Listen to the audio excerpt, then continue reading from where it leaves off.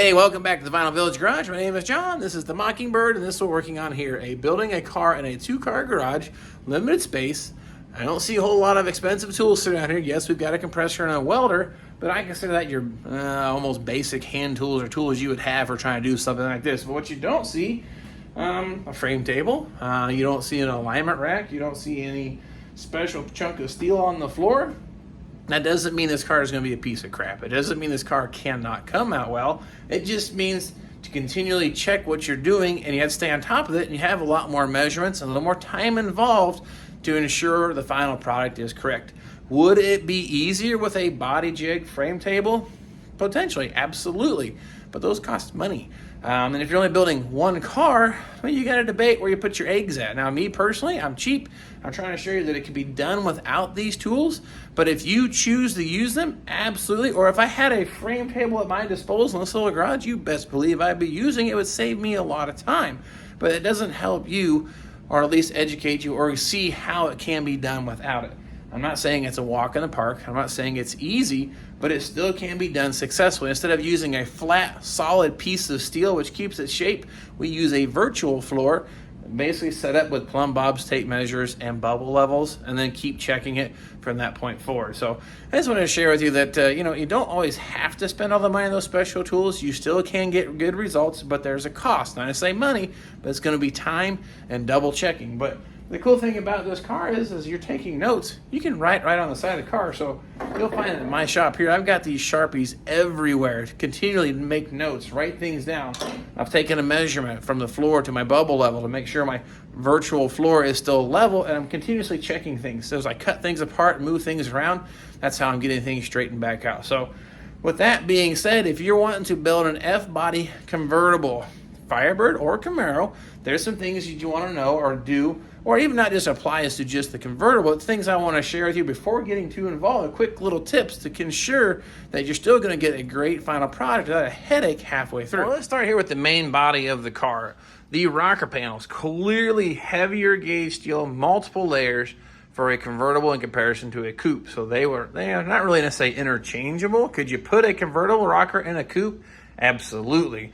A lot of work to swap them over, but it would physically fit into the car. You'd have to modify it back here in the back just a little bit. It's a little bit different. Other than that, you probably could make it work. Someone asked me that. In a convertible, you'll see this little bracing right here. That's what ties into the actual door jamb and gives you a little more support in a bolt-on panel. That's the difference between a convertible. There's a plate here. These plates on the floor you see right here. Convertibles have those. Now, you buy a replacement floor pan like this one here. They're already installed. This says it's for a coupe or convertible.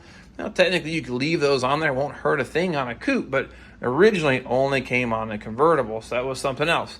Here in the front, underneath the floor, I'll show you, there's a little shaped panel here that goes underneath the car. That is only on convertibles also. It ties the front torque box to the rocker panel, and it starts right here and works its way back down here. You'll see the thing kind of going underneath the car. That's convertible only. Now, that would be kind of taking care of the front of the car. Those are the differences in some of the sheet metal. Oh, man, almost forgot the biggest one here. Right under the middle of the car is this big old brace here system. That ties in from rocker panel to rocker panel, side to side. So if you got a convertible, better have one of those on there. Then in the center is a bolt-on panel once you get the dry shaft and exhaust in on the underside. And when it gets to the back of the car, you will have these vibration dampeners, or originally, when the car came from the factory, had these in there. So as I'm doing my work, as you see the new trunk floor, well, guess what? I kind of loosely bolt these things in here. Well, a million reasons. Make sure the bolts still line up and can be installed. Because the last thing I want to do is put this all together and go stab this guy in here and it doesn't line up or doesn't fit. Again, don't care about the measurements because let's say maybe the measurement was spot on. This doesn't fit. Won't matter. You'll be cussing and yelling. So I'd recommend if you got these, while assembling the car, just go ahead and dry fit them while you're putting it together. It won't hurt a thing. That way you know when you're done, put them right into place. So these are on convertibles, but underneath the floor pan then, to accommodate for that, on a convertible, they have an additional chunk of steel welded to the floor pan. Now, most of your replacement floor pans do not come with that. OER does. That's why I bought an OER trunk pan. And then on convertibles, of course, you have this back seat system there because you don't have a package tray. So they have this system right here. And what you'll see here that I want to show you on a convertible, The inner and outer fender wells are essentially the same. They're somewhat interchangeable. Technically, I think they're different, but for the most part, you put them in and no problems. But you'll see this top lip normally looks like this on a coupe, but on a convertible, well, someone's beat the crap out of it with a hammer. That is factory. They do this. When installing, if you're doing a replacement fender wells, you need to fold that top lip back over for clearance of the top mechanism. Now, I started to straighten that side back out because I'm leaving the inner rocker or inner wheel well in place and only replacing the outer on that side. So those are some of the differences between coupe and convertible. And something else specific to convertibles, if it's a power top car, are these mounts here that need to be swapped over doing a trunk floor. That's where you pump mounts once it's all said and done. And as I'm walking here looking, I kind of noticed this little marker here. This is my center line. If you take a peek here, the top of the dry shaft tunnel here, it's not exactly centered. That is correct. So don't take my word for it. Grab the tape measure and check your own. You'll find the same thing. This is not exactly centered, so don't use that as a reference point. Now, something else you won't see me do a whole lot of is that little blue bar over there, a bunch of bracing on a car. Again, all matter of personal preference and opinion and how you want to do this stuff. I choose not to because, well, that stuff costs money to put in place. And then as I'm trying to get in and out of the car, it's a pain in the butt to be a contortionist to move around. But the downside is, again, continuously taking measurements and checking things. That's why you see this car still has the doors on it and the trunk deck on it. Because as I'm cutting things apart, everything's moving around because I don't have bracing on it. And I'm aware of that. That's why you'll see ratchet straps. And again, markers with constant measurements and I guess the points of reference, and I'm always cross-checking and doing things. You'll see like marks here on the corner of the window channel. That's where I take my tape measure, and I've got reference points. So as I'm cutting it apart and putting it back together, I pull it back into place. But sometimes I pull it tighter to close the gaps because they're not good. Because you got to think, this car is 50-plus years old. Rust, collision damage, and honestly, poor fitment from the factory. They weren't that well built from the word go. As much as I love these cars and think they're perfect, they're far from it. I can even show you here on one of these braces on the inside. The driver's side's welded in spot on. The passenger side's off by 3/4 of an inch in comparison. That was how the car was built from the factory. And it worked, right? Do I love it? No. Will I probably fix it? Yep. That's one thing is I try to pull these things in a little bit tighter than it was from the factory. Meaning I'm going to check my measurements and mirror driver's side and passenger side. But if I can get my gaps tightened up a little bit better or a better fitment of the panels, and as long as they're equal on both sides, let her fly, let her rip. I feel like I get a better finish that way. Now, again, do what you want with that.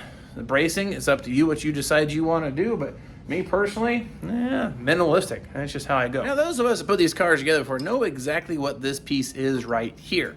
Now, I would suggest having these handy if you are replacing rear frame rails, trunk floor, main floor pan, whatever it may be, where these 3 holes that mount this to the floor pan will be disturbed. Keep these handy, and I'll show you why. All right, so when you get down here and you've replaced your frame rail or main floor pan, whatever the scenario might be, I have a frame rail jig, which makes my life a little easier. But you'll notice there's no screws in this frame rail really yet at all whatsoever. I've got it kind of setting up into place. It needs to tighten up a little bit of the gap, but before securing these frame rails 100% after replacing them, I suggest dry fitting these things in here and make sure the bolt holes all line up. There's one here in the body, one here up here in the torque box, and one in the frame. I can't tell you how many times I've heard the horror stories. They go to try to install their leaf springs, other someone's replaced one of these components, and the holes don't even line up. Now, the reason being that you can leave it loose is what you can do is put this in place. If you need to shift this thing side to side, ratchet strap in the hole, pull it whichever way you need to go. These are pretty close, but I just strongly suggest, I'm going to say it one more time, test fit these before you screw or weld or final fit your frame rails into place. It'll save you a lot of headaches in the future. Yeah, so there you have a couple little inside tips on how to do this stuff at home in your garage. Now, while I've gotten here in my life, let's say I've watched a lot of people's successes and failures, learned from them, and adapted my own method or technique in building this stuff. Now, this has all been self-taught. Now, I can't say it's the right way. I can't say it's the wrong way. That's why I call it the VVG way, and I share that with you with the hopes of maybe you can see something or inspire you, educate you, get you a little insight, and you can come with your own method or technique. Or maybe you've got an idea that may work pretty good. Ask me, bounce it off me. Maybe I've been there, done that.